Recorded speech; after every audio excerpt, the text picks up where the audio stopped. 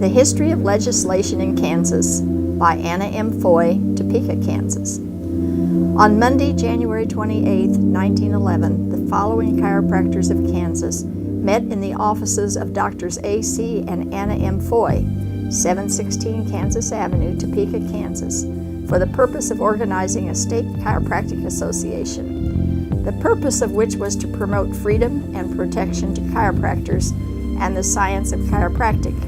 In the end, the efforts of this small but loyal group availed us not, and after a grueling fight and many long days and sleepless nights, the bill died on the calendar, and recognition or exemption were obtained at the 1911 session.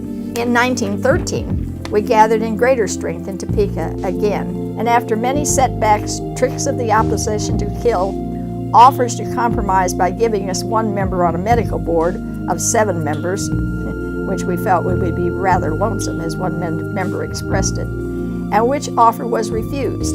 The bill passed both houses and was enrolled and sent to the governor March 10th. Thus, on the 12th day of March, the state of Kansas was the first state in the United States to give chiropractic legal recognition, and we had the first law in the world governing chiropractic.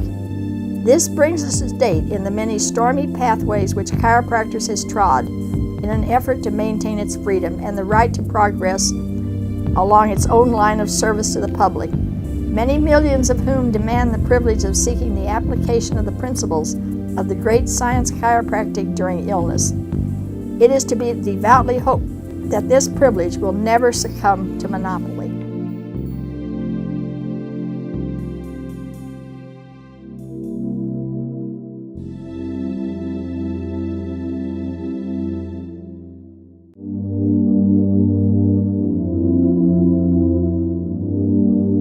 Over the last 100 years, we've faced many obstacles and adversity. Chiropractic has always been forward-thinking. We gave the first chiropractic license in the world to a female, and that female was Dr. Anna Mae Foy. And she received that license before women even had the right to vote. Even when we did get licensure, we ended up with a lot of doctors in jail and in prison for practicing medicine without a license, even though they may have been licensed as chiropractic. Those guys literally had to worry about whether or not they were going to go to jail. None of us today have to think about that. I think that these doctors fought because they saw the benefit that chiropractic played to their patients. They saw the benefit and the health that they were providing their patients, and they fought for it. The idea that if I do what I love, not just for a paycheck or to feed my family, could put me into jail for practicing medicine without a license, that's insane. There's such a long history of great leaders in our profession that have just gone a long way out of daily routine to make sure that chiropractic's been brought up in the legislature and made sure that chiropractic lasts as long as it has. So to be included in a group of history of people like that is terrific. And then the idea that it's the 100th year, and even though I'm the first woman elected, the first woman that was retroactively named the Doctor of the Year was Dr. Foy. And so to go back in that history to bring the first Doctor of the Year, Dr. Foy, and 100 years later, here we are again, it's just really been an honor.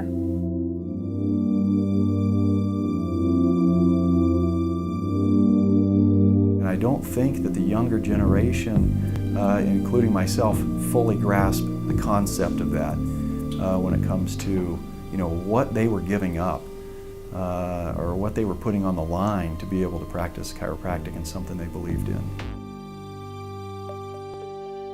Honestly, back then, they didn't have a choice. It was just, you're going to gather together and you're going to, fight the fight, and that's what it was. So you're either one of us or against us. They fought on principles, they fought on the foundation of what chiropractic's all about, touching patients, making and healing them, helping them get better, and it's powerful.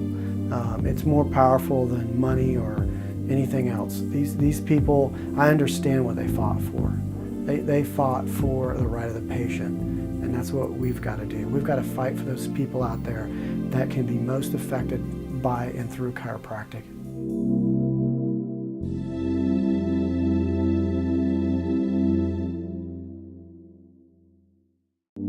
My name is Dr. Lawrence J. Eaker. I forget when that was. That was in 1948. I graduated, and I was the youngest one there. And I think the rest of them have all passed on. That's years ago. We ought to show the first picture where I had my first office. Let's see, where the hell is it? It's on the right-hand side, hon. Where's it at, Pat? It's where you had your first office. This was at 10th and Minnesota where I first started out. I was second door from the corner, and you go up the steps, and I had X-ray equipment and two treatment rooms and a waiting room, and then I waited for the patients, see? And they came. Holding up my car to move off of Minnesota Avenue, and moved into this building. See, there's the X-ray machine. Here's where you go outside. I got up every morning. Yes. I was over here probably 6:30 or 7, and I'd work until noon, and I tried to get 5 loads a day out of here. I lowered this whole office floor about 4 feet. This is what the basement of where this office used to look like. That was the old wash machine and everything like that down. And this is my wife sitting down there watching me work. Yeah, watching you. I had a long-handled shovel.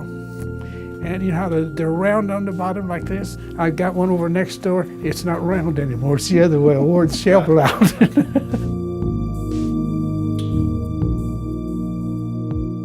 Somebody says, "Doc, you can't lift patients on a table." I says, "I don't have to. I never touch them." I said, "I just tell them to march right around there, stand on the platform, lay down, and I go ahead and do my adjusting, whatever I'm going to work on. And when I get all through with them, I just press a button and leave them up." This is a spine where I try to show a person if one of these vertebrae slip over, how it pinches the nerve. And if that goes to your stomach, you're going to have stomach trouble. If it goes up to your heart don't beat right. And that's an old chart. Somebody said, "No." I said, "The bodies are still the same." I ain't going to tell you who that is. Just like I tell people, we're all alike. You get a Japanese or a German, we're all alike. What I mean, their hearts are in the same place, their legs are in the same place, we're all alike. You follow that?